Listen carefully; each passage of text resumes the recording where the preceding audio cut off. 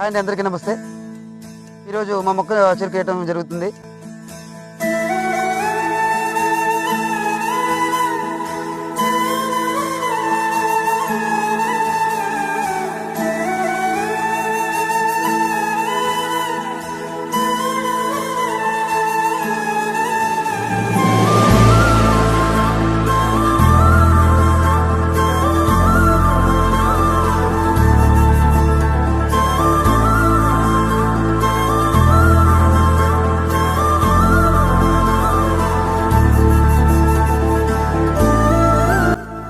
అది మంచిగా పండి మంచిగా కలిసి రావాలని మనస్ఫూర్తిగా కోరుకోండి.